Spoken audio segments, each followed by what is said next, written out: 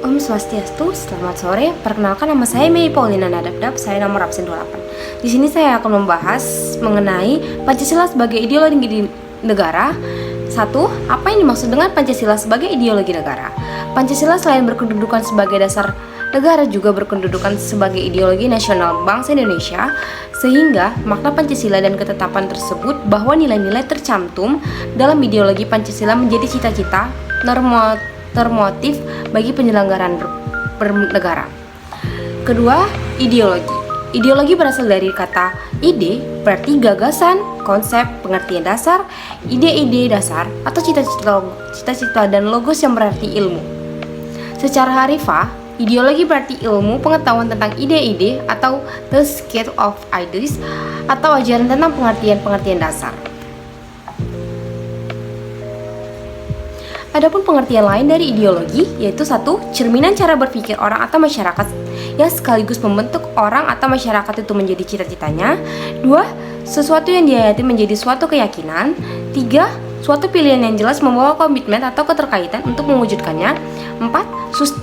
Suatu sistem nilai yang terdiri atas nilai dasar yang menjadi cita-cita dan nilai instrumental yang berfungsi sebagai metode atau cara mewujudkan cita-cita tersebut.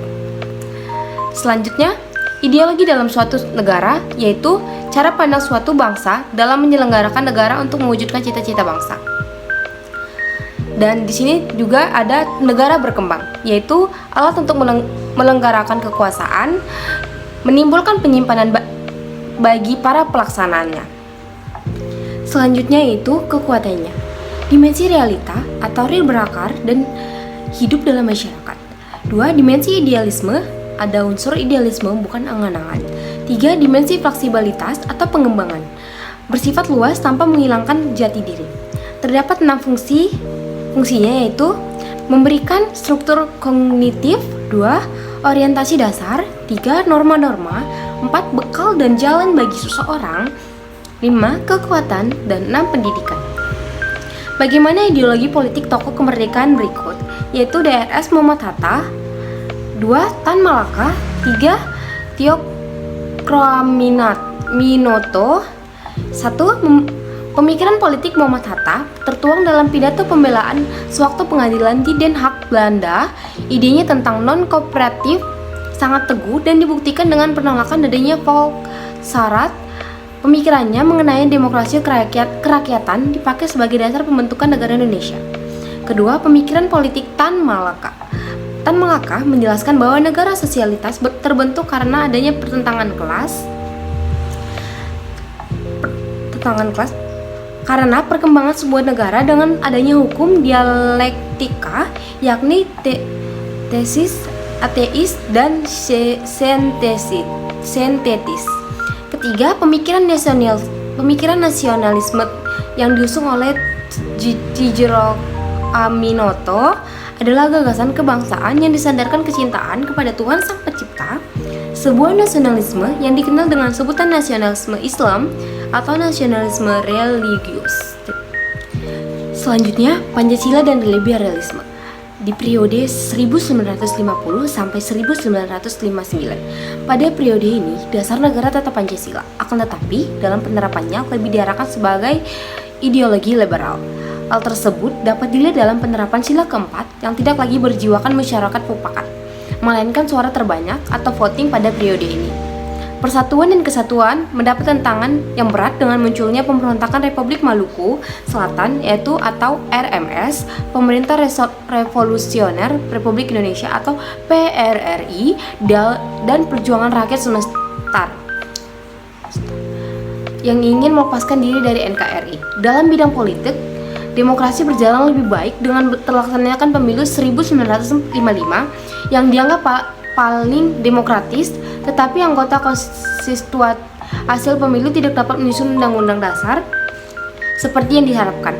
Hal ini menimbulkan krisis politik, ekonomi, dan keamanan yang menyebabkan pemerintah mengeluarkan dekret presiden 1959 untuk membubarkan konstituen Undang-Undang Dasar sementara tahun 1950 tidak berlaku dan kembali kepada Undang-Undang Dasar tahun 1945.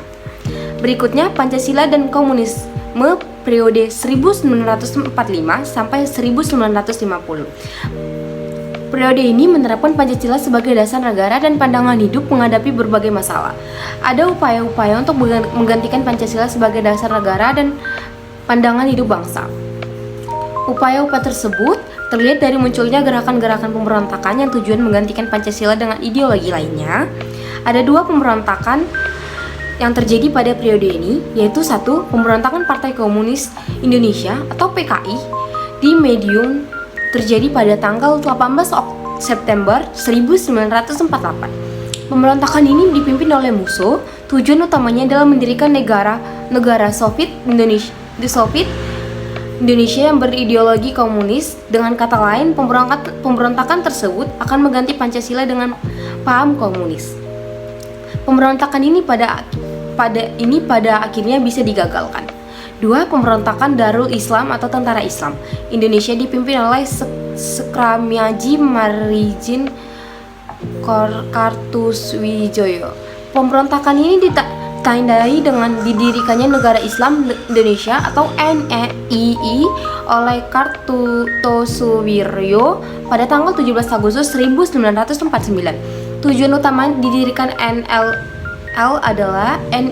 NII adalah suatu menggantikan Pancasila sebagai dasar negara dengan syarif Islam. Supaya penampasan pemberontakan ini memakan waktu yang cukup lama, Kartusowiryo bersama para pengikutnya baru bisa ditangkap pada tanggal 4 Juni 1962. Yang selanjutnya, Pancasila dan agama. Prinsip ketuhanan. Bukan saja bangsa Indonesia bertuhan, tetapi masing-masing orang di Indonesia hendaknya bertuhan. Tuhannya sendiri. Yang Kristen menyembah Tuhan menurut petunjuk Isa Al-Masih, dan yang Islam menurut petunjuk Nabi Muhammad. Orang Buddha dan Hindu menjalankan ibadah menurut kitab-kitab yang ada padanya. Tetapi marilah kita semuanya bertuhan. Hendaknya negara Indonesia ialah negara yang tiap orang dapat menyembah Tuhannya dengan leluasa.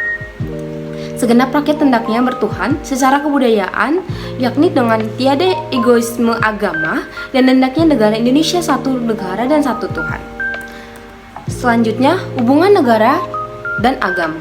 1. Negara adalah berdasarkan atas ketuhanan yang Maha Esa. 2. Bangsa Indonesia adalah sebagai bangsa yang berketuhanan yang Maha Esa. Konsekuensinya, setiap warga memiliki hak asasi untuk memeluk dan menjalankan ibadah sesuai dengan agama masing-masing. 3. Tidak ada tempat bagi ateis dan sekulerisme, karena hakikatnya manusia berkedudukan kodrat sebagai makhluk Tuhan. Keempat, tidak ada tempat bagi pertentangan agama, golongan agama, antar dan inter pemeluk agama serta antar pemeluk agama. 5. Tidak ada tempat bagi pemaksaan agama, karena ketakwaan itu bukan hasil pemaksaan bagi siapapun juga. Dan 6.